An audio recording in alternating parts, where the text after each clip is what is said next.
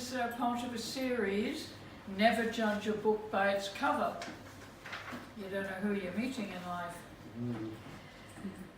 Whilst browsing through my 1980s Filofax the other day, I wondered what had become of some of the memorable people I had met in that decade.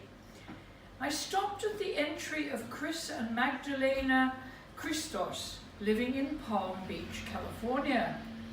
This was the man who taught me a lesson in life: never judge a book by its cover.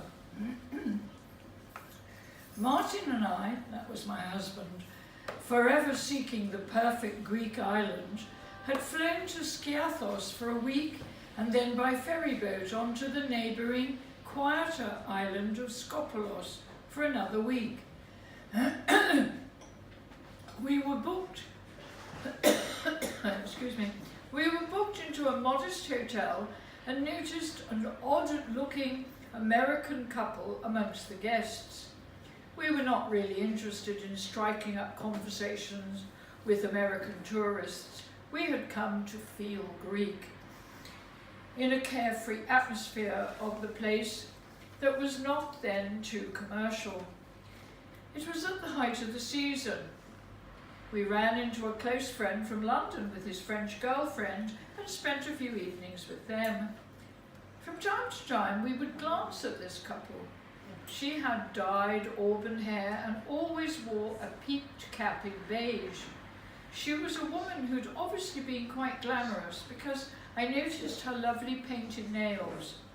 She was smartly dressed compared to her husband, who was large with a double chin, casually dressed, and quite frankly looked a slob.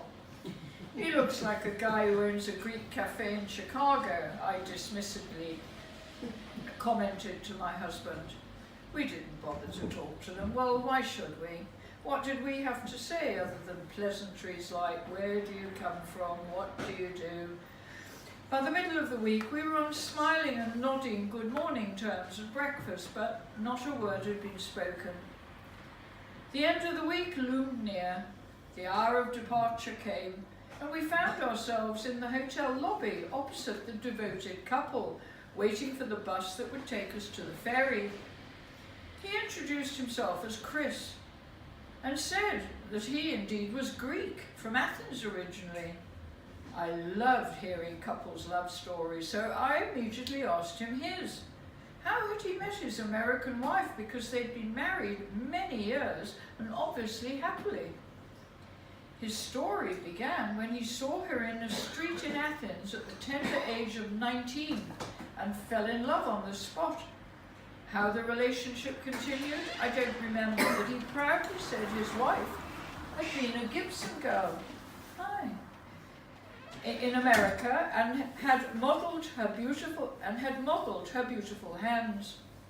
I kicked myself. I hadn't spoken to this man earlier in the week. Now it was almost too late. I told him that I thought he looked as if he owned a Greek cafe or a restaurant. He laughed and confessed he had owned an upmarket restaurant in Palm Springs, or perhaps Palm Desert, called The Bridge, where all the film stars went to eat. He was the host, and the restaurant was a great success, so much so that one evening a man walked in with his checkbook and asked to buy the place. Name any price, he said, and so Chris did.